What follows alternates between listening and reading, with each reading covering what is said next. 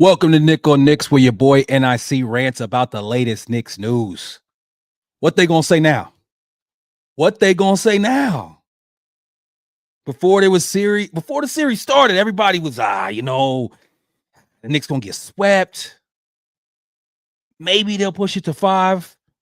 I'm not just talking about the national pundits who gonna hate on us. I'm talking about the local people on WFAN, on ESPN New York, the people I read on X. All of them got something to say about how the Knicks did not have a chance in this series. And guess what?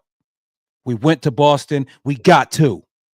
We stole them games. They didn't give us nothing. We took them. Second game in a row. We see a 20-point deficit. It don't matter. This team, all we got to do is stay in it and stay close.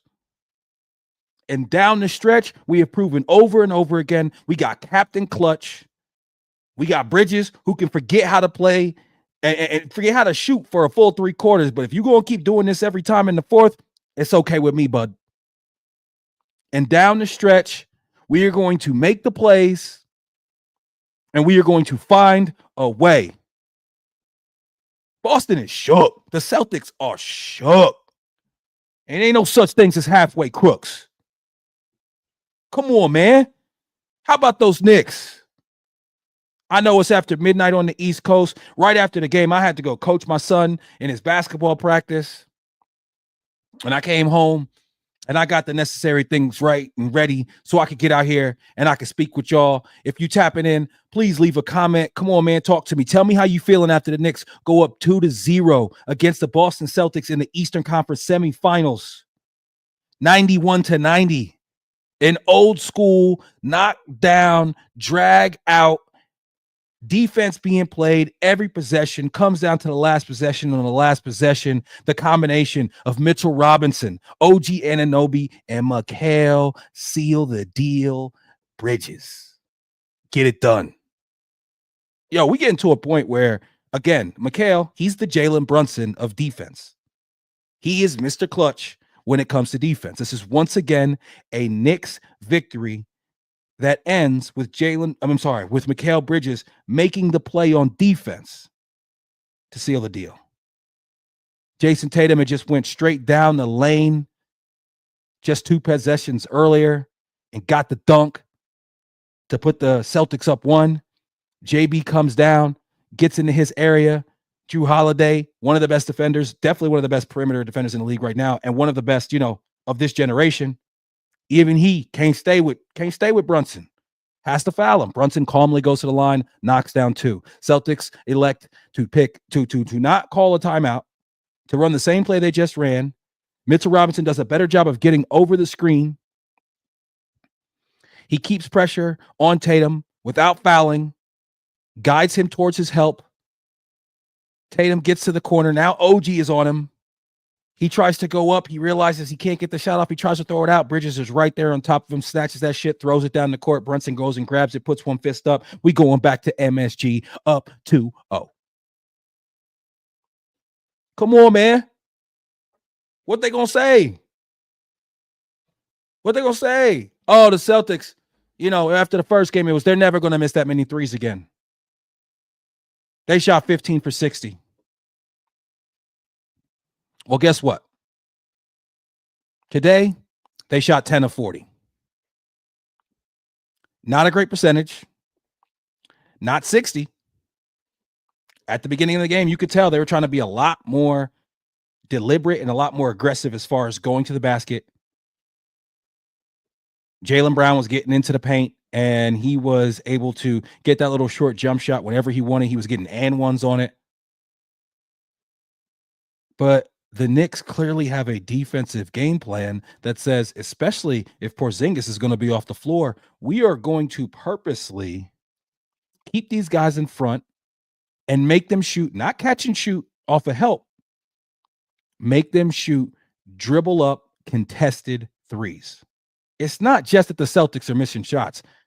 It's about the team in orange and blue that's on the other side and the way that they're locking up and the way that they're playing defense. The way that we're keeping drivers out of the middle and sending them to the baseline. So therefore, it doesn't make a defense that collapses and gets sprayed out to a wide open three. They have to skip the ball over top, and you have more time to recover if you don't let them get right into the heart, into the teeth of the defense. You even heard Tom Thibodeau when he was mic'd up at one point saying, hey, let's make sure we keep him out the middle. You can see that the Knicks, that's a game plan of theirs. You can see that the Knicks are saying, hey, Karl Anthony Towns and Jalen Brunson, we're not just helping you every time.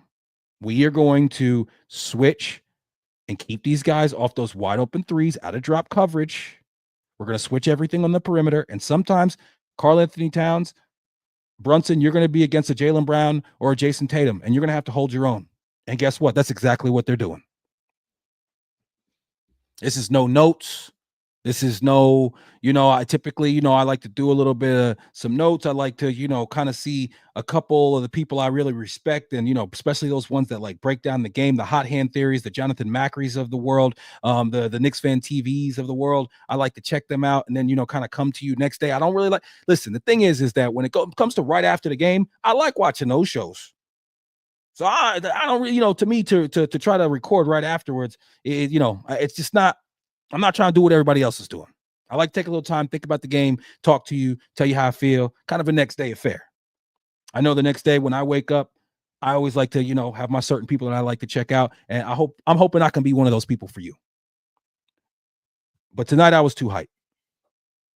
I know it's after midnight. Like I said, I ain't writing no notes. We straight off the dome tonight. How about those motherfucking Knicks, man? 2-0, baby. We going back to the Garden. The Garden is going to be bananas on Saturday. Knicks haven't played so well at the Garden in this postseason. We have not lost on the road yet. So this is another hurdle. Another thing that the Knicks need to prove to themselves is that, hey, we can go and we can essentially end this series if we come out of a Saturday with a W. Yo, man, this team, hey, yo, what we gonna say about Tibbs? What y'all got to say about Tibbs now? Tibbs is out coaching Missoula. Tibbs has made the adjustments, and this looks like a totally different matchup than it did in those 4 regular season meetings. The Knicks have a better defensive game plan. The Knicks have a better offensive game plan. Tonight, I thought the movement on the offensive end was fantastic. I thought Josh Hart was doing a great job of not just parking himself in the corner, shooting when he was open and it wasn't, early in the shot clock and it makes no sense. He was knocking them down. And what I loved was when he was getting the ball, he was just immediately kind of moving it to the middle of the floor. If anything, I thought he could have been a little bit more aggressive and taken some of those shots once he gets his feet into the paint. It's a couple times where he's, looking to make a pass at that point where it's just like, Josh, you're right there. That's the best shot we're going to get on this possession. Shoot the ball. But Josh Hart, like many Knicks throughout this season and even within a particular game, there's times where I'm like, yo, come on, guy. He had a brutal stretch at one point where he had some stupid fouls, some stupid passes. The one where he doesn't box out Porzingis and Porzingis grabs it and dunks it, and then he gets the and one. Josh had a couple real head-scratching fouls, and you know what? That's what Josh Hart does. He plays so hard. He plays with such reckless abandon. Sometimes he's going to have a couple plays that you're just like, bro, what are you doing? But throughout the game, as always, Josh Hart finds a way to get his fingerprints on the game. He finds a way to make an impact, and tonight he did it by scoring the basketball. 23 big points from Josh Hart. He also had 2 blocks. He also had 3 assists. He also had 6 rebounds. He goes 3 of 6 from behind the arc. If Josh Hart is going to shoot 3 of 6 from behind the arc, we win in the championship. Straight like that. Excellent night from Josh Hart. 42-50, so basically 43 big minutes from Josh Hart. He's 9 of 15 from the floor. As I said, 23 points. Made his only 2 attempts after having a tough night at the line in game 1. Bravo, Josh Hart. My guy. Very, very strong game by him. And I thought Karl Anthony Towns, I love the way that he came out. I thought that he was being aggressive. He was taking what the defense was giving him while still dictating and imposing his will. He didn't get himself into silly foul trouble. He ends up with 21 big points off 9 of 16, 17 rebounds. Only 1 assist. I felt like he probably had more. But Karl Anthony Towns was huge tonight, I thought. I thought he played extremely well for most parts of the game. There was a part in the third quarter where he was getting frustrated with the lack of foul calls. Rightfully so. The referees were atrocious tonight. They tried their best to get this thing going back to MSG 1-1, but the Knicks refused. I'm telling you, there was a point, man, with the officiating where I was losing my mind. Karl Anthony Towns, Luke Cornett gets a more favorable whistle than Karl Anthony Towns. Jalen Brunson's getting fouled. OG's getting fouled, offensive foul, no call. Mikal Bridges getting hit on the arm when he takes a shot, no call. The play where OG has a crazy, like, go-go gadget arms extendo dunk on the break, and they call an offensive foul. Derek White, in real time, my son was like, that's not a foul. I looked down, I was like, nah, that's a charge. The same call that Brunson got earlier. I got the still. Go on my Twitter, at Nic On Knicks, and look at the post. I got the, I tweeted at NBA official. NBA official, they gotta know who I am. I tweet at them all the time. They're a joke. It's terrible. But if you look, there's a still, and OG has clearly got into his gather, and Derek White is not there. Should have been an and one. They turn around, they score 9 straight points. Brunson late in the game takes a 3. Derek White all up in his landing space. I mean, this call is so ubiquitous throughout the league. It's something that has become very well known. You can't go up. You can't go. This is a guy who's got ankle issues, and he shoots a 3 all up in his landing space. It's clear, no call. And they go down and get a 2. That's a 5-point swing. That was in the fourth when we were trying our best to claw our way back into it. So NBA officials, man, y'all got to do better. Y'all got to be better. But it don't matter because this Knicks team, we're going to overcome. We're going to continue to come for you. If you're checking us out on X right now, leave a comment. They don't always let me see the comments live from X. Hop over on YouTube. Those comments I get, talk to me, man. I want to talk to y'all. I want to know how y'all feeling right now. If you're back east and it's past midnight, hey, me personally, I know it's going to be a while before I'm going to be able to wind down tonight. Your boy is hype. I was up to 2 a.m. on Monday after game 1. And so I just want to talk to the people, man. I just want to see how y'all are doing. I want to see how we're feeling. This is the best feeling that we've had as Knicks fans in a very long time. It is the Eastern Conference semifinals. We are playing against the defending champions. We are in a series that nobody gave us a chance. Everybody's talking about getting swept. Celtics in 5. Colin Cowherd said that there's never been more of an insignificant win in a game 1 because the Knicks won't win another game this series. You're wrong. When they going to stop counting us out? That's one thing about this team. They never, ever count themselves out. That is clear. That is Jalen Brunson being your leader. When Jalen Brunson is your leader and he carries himself that certain way, I've always said teams are a product of their coach and their best player's personality. And when you get those two things in line and it's the right type of personality, that's when you can really do something. That's when you can really build something. The perfect example is Popovich and Tim Duncan. But this team, no matter what, they never, ever give up. Mikal Bridges did not score a point through the first 3 quarters. Was he giving you that customary strong D? Yes, it was pretty good. He was also being a little bit shaky with the ball throughout the game. This entire Knicks team, we couldn't shoot it. Bad turnovers. Too many offensive rebounds being let up. And the refs sucked. And all those things combined led to the Knicks trailing for almost the entirety of this game. But then Mikal Bridges comes out in the fourth quarter. He hits a 3. He hits a midi. Goes all the way. Reverse left-handed layup. 0 points in the first 3. He goes 6 of 10 in the fourth alone. 2 of 6 from behind the arc. He adds in 3 rebounds, an assist, and a steal. 14 points and a plus 13. Yo, Bridges, hey man, you can, if you want to continue to be the guy who steps up and hits big shots in the fourth, and also the guy who makes the game-winning, game-sealing defensive play, you can shoot like shit for the first 3 quarters. I don't mind. I don't care. Him and Brunson combined at one point were 3 for 17. And then in the fourth quarter, you know what Captain Clutch is going to do. He's going to go 3 for 6. He was only 1 of 4 from 3. He made his 2 free throws, the 2 free throws that tied and then put us ahead 91-90, which ended up being the final score for the Knicks to go up 2-0 in this Eastern Conference semifinals.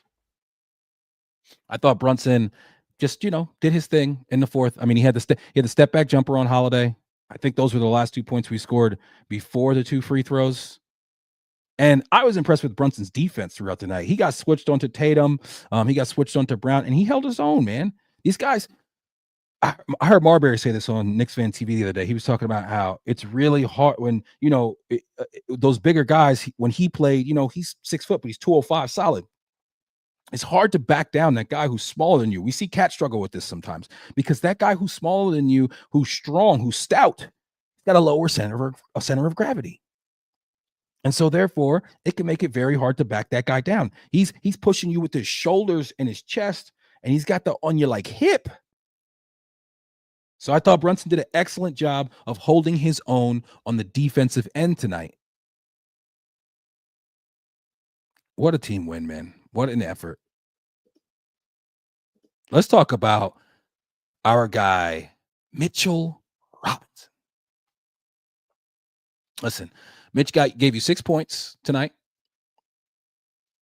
Mitch also gave you 8 rebounds. Mitch was a team high, team leading plus 19 on the night. We dominated the minutes that Mitch was on the floor. So much so that Joe Mazzulla in the fourth quarter got his team into the penalty doing a hack of Mitch. Fouled him back to back with about 2.5 minutes to go. They're not in the penalty, so it's not hack of Mitch. It's not sending him to the line. They're just basically trying to force the Knicks' hand and get him off the floor. That shows you what Joe Mazzulla thinks about Mitch Robinson being on the floor. I thought it was silly. I love the fact that at first we sent Mitch to the table. We brought him back, said, hold on. We sent OG to the table to get Mitch. We said, if they just going to foul, they still got 1 more. They got 2 more before they get into the penalty. They had 3 team fouls. Go ahead and get that 4th one. And then we'll go ahead and make the switch. So we don't have to send Mitch to the line. We saw Mitch. He airballed that. He got the N1. He didn't even, not even a hack of Mitch. He got a crazy little N1 flip up off the glass, makes it, goes to the line. I mean, he missed the shot. He was 2 feet short. My son said he wants to meet Mitch so that, he said just because he's a Nick. And I also want to teach him that, shoot it up over the rim, not at the rim.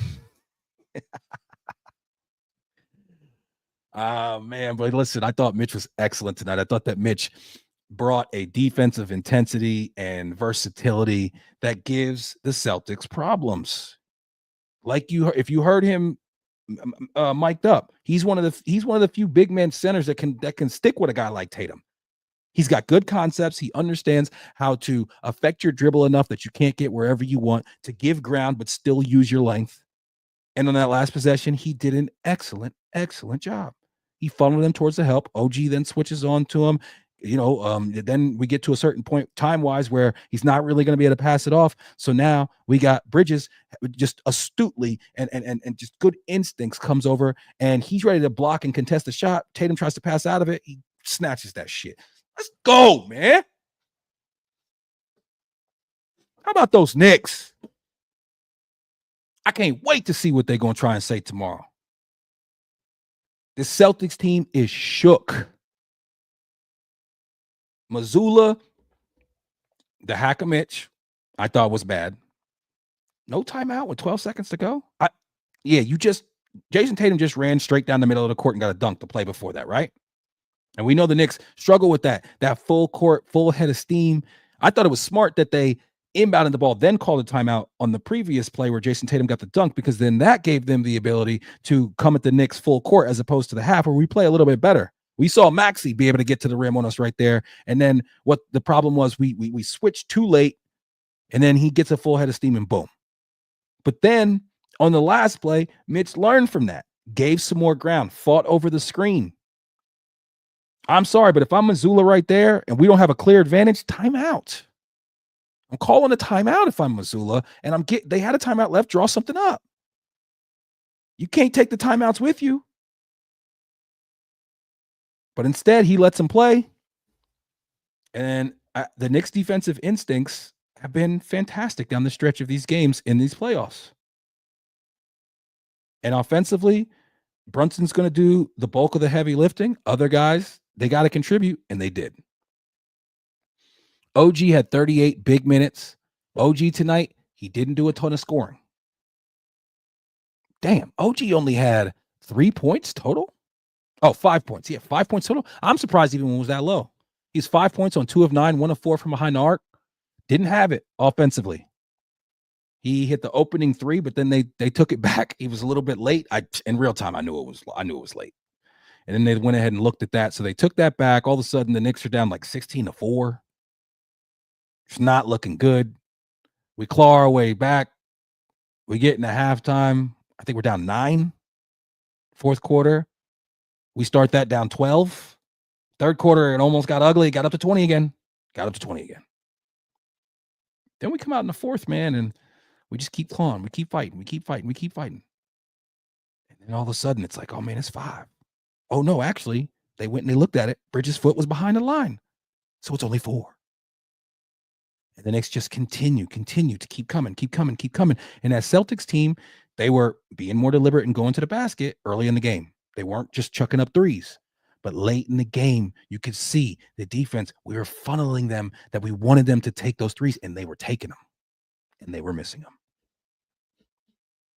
And we just keep just sticking to the course. We keep grinding.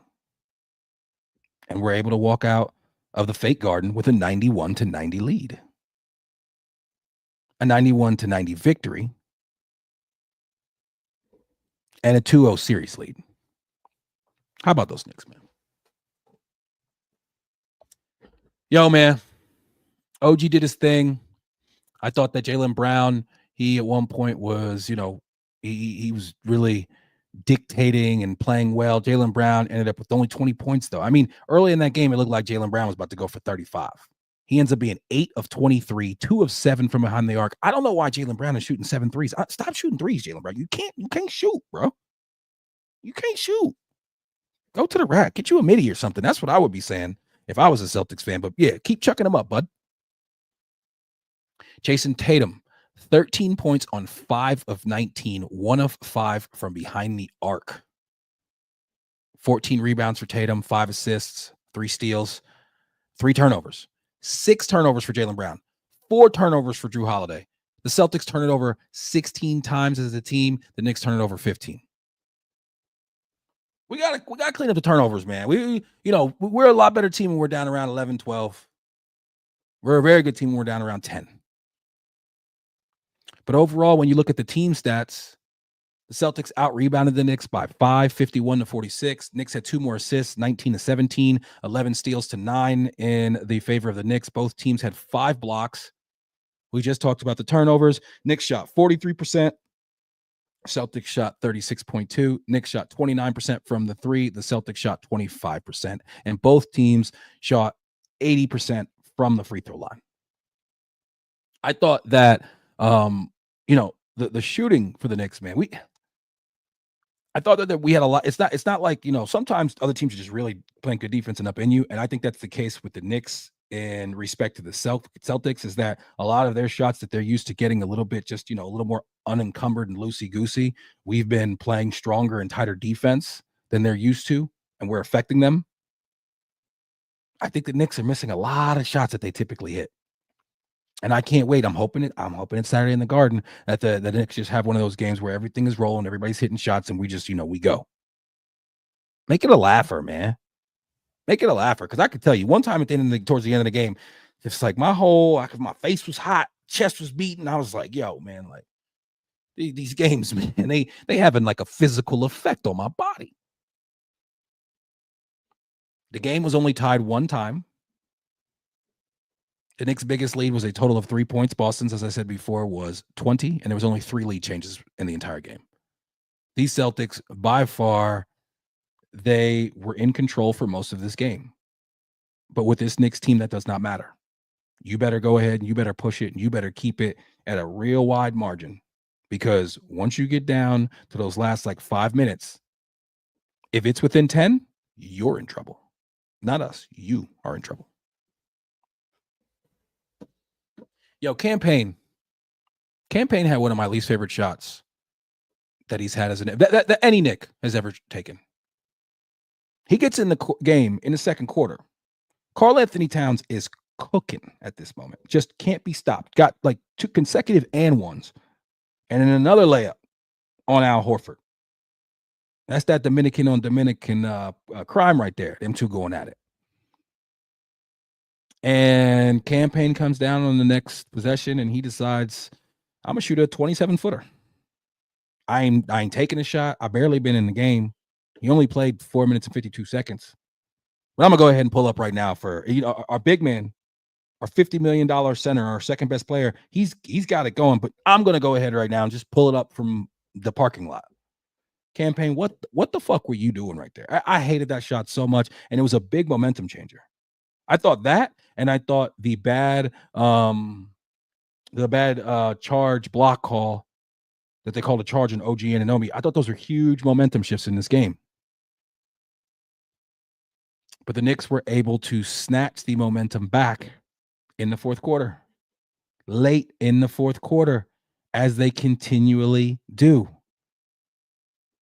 I got some film study to do, man. I'm gonna go back and watch this whole game back, because when I'm watching it in the first time, I'm so into it. Second time, I slow it down, I pause, I rewind, I write down notes.